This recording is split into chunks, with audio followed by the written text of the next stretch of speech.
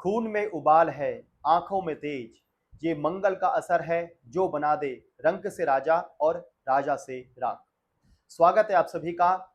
वृषभ राशि वालों, 6 जून को मंगल ग्रहदेव अपने नीच राशि कर्क राशि से निकलेंगे और प्रवेश करेंगे सिंह राशि के अंदर और रहेंगे 28 जुलाई तक। तो यह जो समय है वृषभ राशि वालों, आपके जीवन में क्या क्या शुभ परिणामों को लेकर आने वाला है और कौन सी सावधानियों को रखकर आप मंगल ग्रहदेव की कृपा को प्राप्त कर सकते हैं।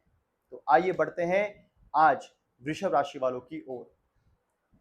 वृषभ राशि वालों, मंगल ग्रहदेव नीच राशि में थे आपके तीसरे भाव में, यानी आपके जीवन के अंदर विशेष करके आपके साहस पराक्रम को कमजोर कर रहे थे। आपके निर्णय लेने की क्षमता प्रभावित हो रही थी, आपकी ऊर्जा, आपका धैर्य कम हो रहा था।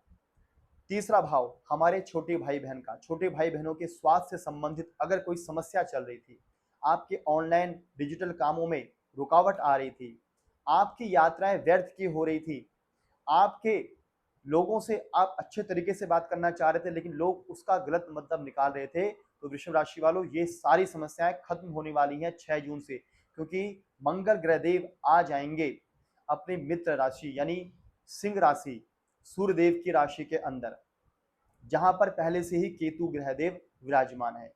तो मंगल और केतु का योग बनेगा वृषभ राशि वालों आपके फोर्थ हाउस में, चतुर्थ घर में। चतुर्थ घर केंद्र घर कहलाया जाता है, राजयोग कारक है, सिंहासन वाला घर है, जनता का घर है। तो अब जनता के बीच में आपका मान सम्मान, आपका साहस, आपका पराक्रम और आपकी लीडरशिप क्वालिटी सामने आएगी। लोग आपको मानना शुरू कर देंगे, आपके धैर्य का, आपके जवाब का अब लोग सम्मान करना शुरू कर देंगे। लेकिन मंगल ग्रहदेव अग्नि के कारक हैं, एक्शन को देते हैं, साहस को देते हैं, लीडरशिप को देते हैं, लेकिन साथ साथ में केतु भी हैं।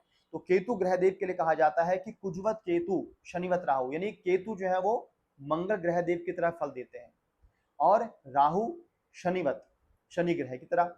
तो यहाँ पे जब केतु आपके साथ बैठे हैं तो मंगल एक्शन, पैशन, फायर एलिमेंट्स हैं, केतु भी वैसे ही है। तो अब आपके अंदर एक्शन, पैशन, साहस, पराक्रम कई गुना अधिक बढ़ जाएगा। तो कहते हैं ना कि हमें जोश में होश नहीं खोना है।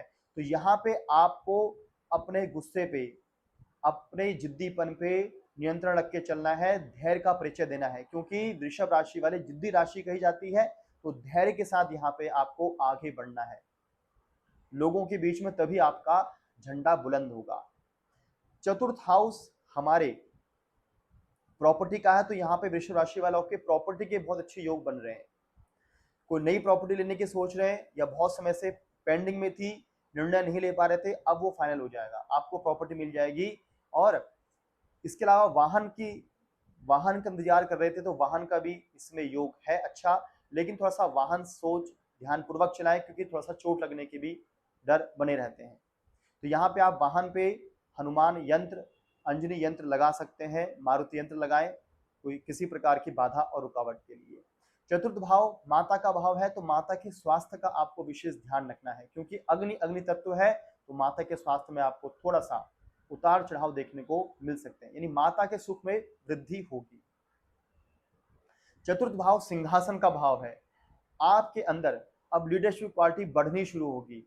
आप राजनीति या फिर किसी प्रकार से आप अपने जिस क्षेत्र में रहते हैं वहां पे आपको एक उचित मान सम्मान मिलना शुरू हो जाएगा।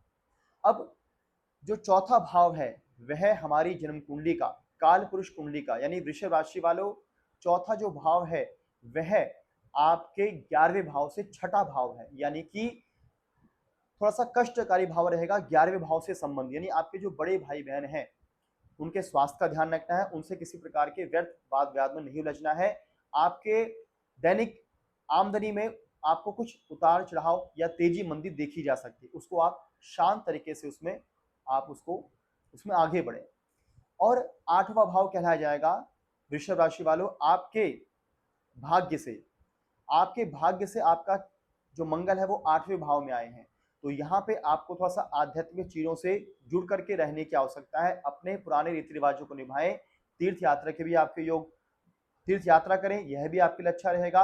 अपने बड़े बुजुर्गों का आशीर्वाद लेते रहें, ब्लेसिंग लें, ये भी आपके लिए शुभकारी रहेगा। ये आपकी भाग्य की रुकावटों को दूर करेगा, यानी आपके जीवन में और शुभ परिणाम मिलेंगे। आपका भाग्य पूरा साथ देगा आपको, ये आपको उपाय करके चलना है।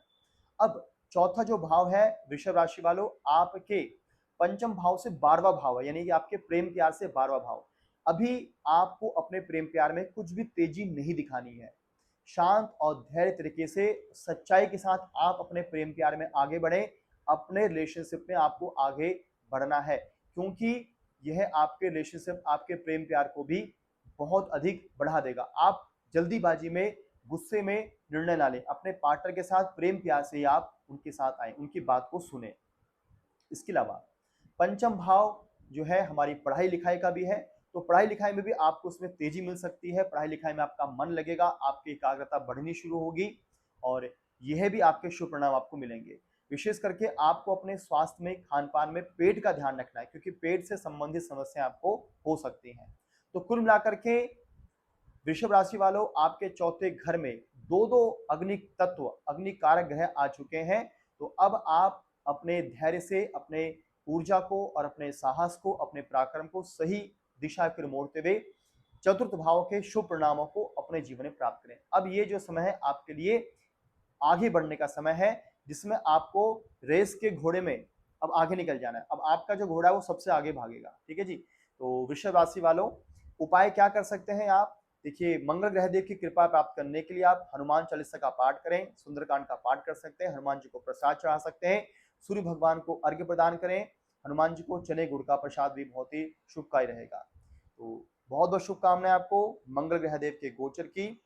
और आज के राशिफल, आज के गोचर में आपका कोई भी प्रश्न है, अगर आप लोग अपनी जन्म कुंडली का संपूर्ण एनालिसिस करवाना चाहते हैं, अपनी जन्म कुंडली दिखाना चाहते हैं, या फिर अपनी राशि से संबंधित कोई भी आपका प्रश्न है, कमेंट्स बॉक्स में आपको जरूर लिखना है। वीडियो अगर आपको अच्छे लगे तो प्लीज लाइक करें, शेयर करें। जय जय श्री राधे।